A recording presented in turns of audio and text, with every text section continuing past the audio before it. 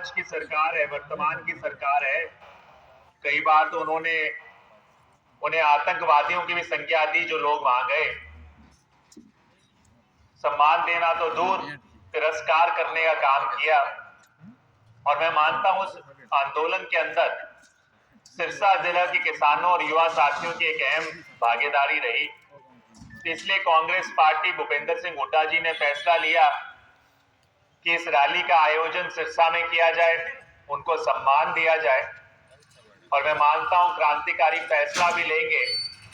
कि जब कांग्रेस पार्टी की सरकार बनेगी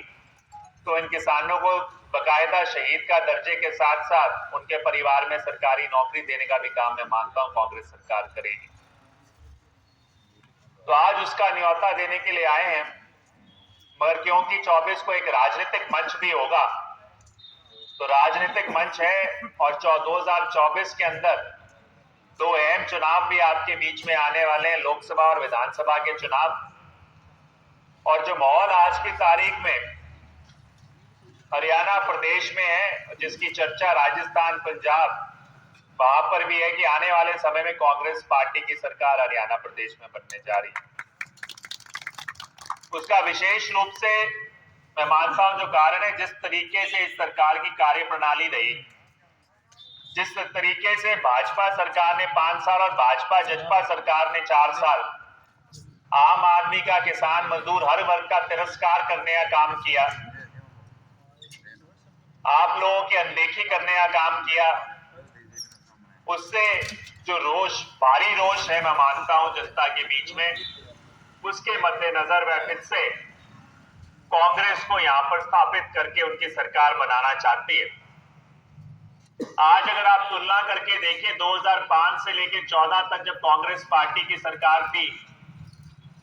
उसके बनाम इस सरकार ने क्या करके दिखाया, आप तुलना कर सकते हैं। खास करके किसान और मजदूर की बात कहें, जहां कांग्रेस के दौरान 16-16 दिन यहां पर नहरें चला करती थी, सिंचाई के लिए मोटर के कनेक्शन 1 और 4 महीने में मिल जाया करते थे, वहीं आज के क्या हालात है आप जानते हैं। मोटर के कनेक्शन 2014 के भी मैं मानता हूं अभी तक कुछ बकाया पड़े हुए हैं, नहरें समय पे चलती नहीं, वहीं पर जो किसान को आमदनी आनी चाहिए, फसल का जो आपको मूल्य मिलना चाहिए, वो मूल्य नहीं मिल रहा। जो मुआवजे की बात करो, अगर फसल का खराबा होता है, जिसके बारे में बारी बारी में विधानसभा में भी गुहार लगाता रहा हूं, 2020 और 21 का भी मुआवजा बकाया है। कई बार जब लगे खराबा ज्यादा है तो जो कंपनियां हैं आपसे प्रीमियम तो ले लेती है, मगर समय आने पर प्रीमियम लौटाकर कहती है मुआवजा नहीं दे सकते। मजदूरों को कोई रोजगार का, मनरेगा का साधन नहीं बचा। जिस तरीके से 100-100 गज के प्लॉट गरीब आदमी को मिलते थे वो मिलते नहीं। बीपीएल कार्ड होने के बावजूद आपको डिपो से सही मात्रा में सही समय पर राशन नहीं मिलता। तो ये हालात है जो आम किसान परिवार, मजदूर परिवार झेल रहा है। और उसकी तुलना में मैंने जैसे कहा, कांग्रेस का राज अलग राज था, क्योंकि वहां का नेता, पहली बार ऐसे हुआ 10 साल के कार्यकाल में, ना कोई किसान आंदोलन हुआ, ना कोई मजदूर आंदोलन हुआ। और उसका कारण यह था कि सरकार संवेदनशील थी कि जब भी कोई मुद्दा होता था, सरकार किसान मजदूर की बात को सुनने का काम करती थी। यहाँ एक ऐसी अहंकारी सरकार है, ऐसे नेता हैं जो सत्ता की चाबी तो आपसे ले जाते हैं, पर उस चाबी से आपको केवल और केवल अपनी तिजोरी भरने का काम करते हैं। आज ये हालात है कि इस हल्के के अंदर पिछले 4 सालों में उन्होंने आप लोगों के लिए तो कुछ दिया नहीं, मगर अपने 4-4, 5-5 फार्म हाउस जरूर बनाने का काम किया है। तो मैं साथियों यही कहना चाहूंगा, सोचने की बात है, राजनीति में मुख्यमंत्री, मंत्री, उप मुख्यमंत्री, प्रधानमंत्री बनना अपने आप में बड़ी बात नहीं, उन परिवारों के लिए शायद बड़ी बात हो। मकसद ये है कि वो बनने के बाद आप उसका सदुपयोग करते हो या अपने लिए, खुद के लिए उपयोग करते हो। आज के राजनीतिक हालात ये है कि सभी लोग केवल राजनीति, चुनाव के दौरान आपसे वोट मांगने के अलग तरीके, पैंतरे अपनाते हैं, पर चुनाव के बाद ताकत जो है उसका इस्तेमाल अपने तरीके से करने का काम करते हैं। तो मैं यही कहूंगा, 2000 अभी जो चुनाव हुए राजस्थान के अंदर, हमारे हमारे क्षेत्र की एक पार्टी ने भी चुनाव लड़ने का काम किया आपके पड़ोस के अंदर, और उन चुनावों में जो 25 उम्मीदवार उतारे उसमें से 6 उम्मीदवार तो उनकी चाबी लेकर पहले ही भाग गए, कहते जी हम चुनाव नहीं लड़ेंगे, और 19 उम्मीदवारों को केवल 54,000 वोट मिले। तो ये मैं इसलिए बता रहा हूं, सबकी जमानत जब्त हुई क्योंकि राजस्थान की जनता जागरूक थी। उन्होंने समझ लिया कि हरियाणा में जिस तरीके की लूट खसूट की राजनीति की है उसके बाद इन पर विश्वास नहीं किया जा सकता, और उन्होंने घर वापसी कराने का काम किया।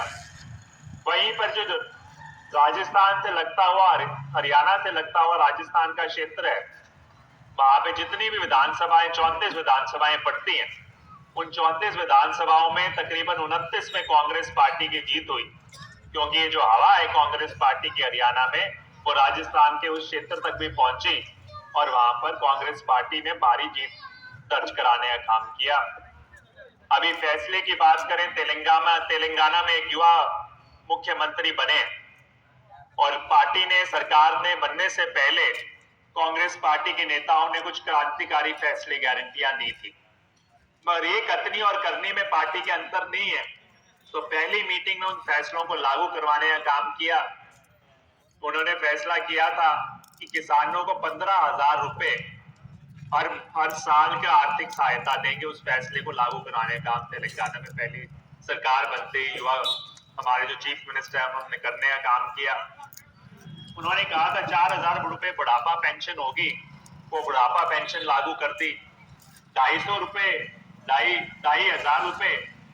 महिलाओं को, जो वरिष्ठ महिला उसके खाते में डालने का काम शुरू कर दिया। 500 रुपए में सिलेंडर देने का काम शुरू कर दिया। और इसी तरह की घोषणाएं अभी डॉक्टर साहब बताएंगे कि हरियाणा में कांग्रेस पार्टी ने भी की है कि जैसे ही सरकार बनेगी, जो आपकी 9 साल में दुर्गति हुई है उस दुर्गति को सुधारने के लिए जो आम आदमी, किसान, मजदूर को आवश्यकताएं, उनको पूरा करने के लिए कांग्रेस पार्टी कुछ फैसले और गारंटियां लेकर आएगी और उनको पूरा करने का काम करेगी। युवा साथी भी खड़े हैं। मैं मानता हूं बेरोजगारी का जो आलम है, शायद इससे पहला ऐसा आलम नहीं था। आज आप पढ़ लिख तो जाते हो मगर रोजगार नहीं मिलता। तो मैं इसलिए कह रहा हूं, आपके युवा साथी, आपके भाई बेटे के रूप में 4 साल से मैं प्रयास कर रहा हूं। चाहे आपने गांव में बुलाया, छोटे मोटे जहां भी, चाहे जिम की बात हो, ई लाइब्रेरी की बात हो, ग्राउंड छोटा मोटा जितना, और उसके साथ साथ जो मेरे पास प्रशासनिक ताकत है एज विपक्ष के विधायक के रूप में, उसका भी मैंने इस्तेमाल करके कोशिश की है। आज ये दिवाली पुलिस जिला बना है। 3 साल के संघर्ष, मुझसे पहले भी भाजपा की सरकार थी 5 साल यहाँ पर, मुझसे पहले भी जजपा पार्टी से संबंधित बड़े नेता विधायक थे। अगर नियत होती तो ये काम पहले भी हो सकते थे, मगर सोच है मेरी कि इस हल्के को बेहतर करना, उसके लिए 3 साल लगा रहा, वो पूरा हुआ। अगला पड़ाव है कि इस क्षेत्र को जिला बनाने की कोशिश में भी हम उसी तरीके से भूमिका निभाएंगे। उम्मीद है उसको भी जल्द से जल्द लागू करवा के पूरा करवाने का काम करेंगे। ये पहला हल्का है जहां पे सारी नहरें हम आरसीसी करने में कामयाब हुए, ये सारी नहरें पक्के करने में कामयाब हुए। विपक्ष में रहते हुए भी तकरीबन 80 खाल को पक्का करवाने का काम आपके भाई और बेटे ने किया है। और मैं उम्मीद करता हूं जब आने वाले समय कांग्रेस की सरकार बनेगी, बड़ी ताकत होगी, तो सही मायने में फिर करके दिखाएंगे कि अगर ताकत हो उसका सदुपयोग करके किस तरीके से आम जनता को के हितों की लड़ाई लड़ सकते हैं, आम जनता के हितों को सुरक्षित कर सकते हैं और अपने हल्के की, अपने क्षेत्र का कायाकल्प कर सकते हैं। तो मैं ज्यादा ना बोलते हुए फिर से बस यही निवेदन करूंगा कि 24 तारीख को आप भारी मात्रा में इस गांव से भी अपनी हाजिरी दर्ज कराएं और इस चुनाव के अंदर जो आने वाले चुनाव होंगे, हालांकि उसमें अभी समय है, फिर भी मैं उम्मीद करता हूं मैं,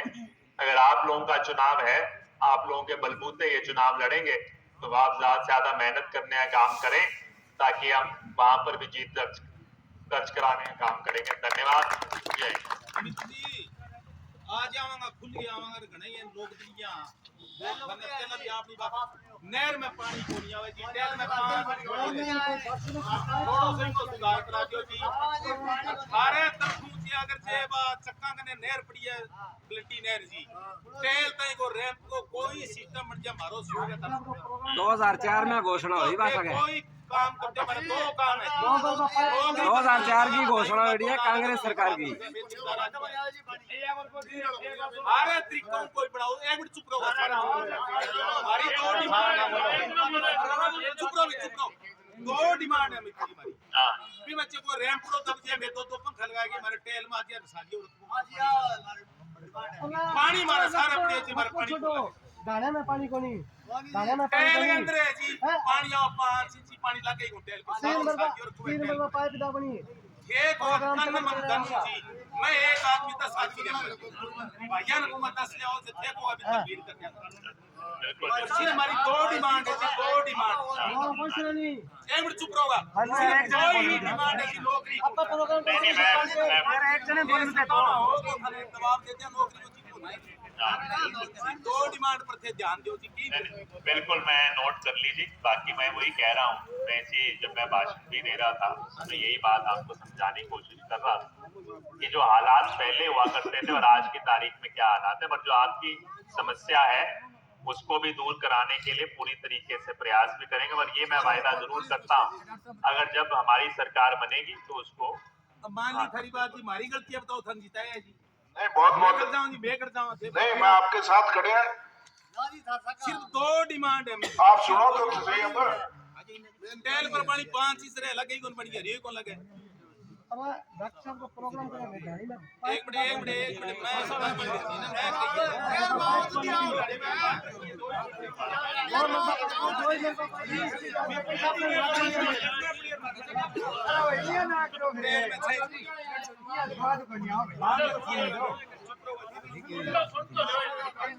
कोई बात नहीं पालाराम जी एक मिनट भाई शांति बात पालाराम जी कोई भाई तो बोले कि कौन सुन जगह पालाराम जी पालाराम जी कोई बात नहीं कोई नहीं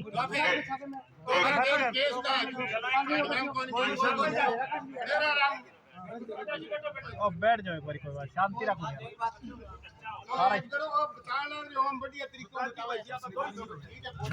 खानी बात बताइए पानी बताइए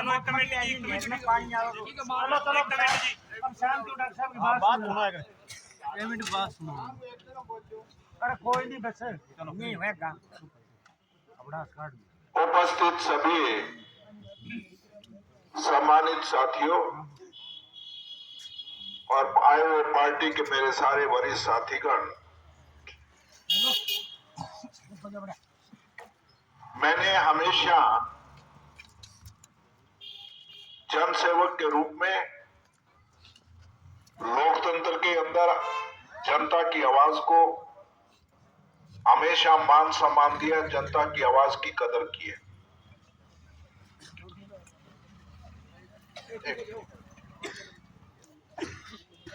दो बार मैं चुनाव यहां से लड़ा, एमएलए नहीं बन पाया, पर उसके बावजूद भी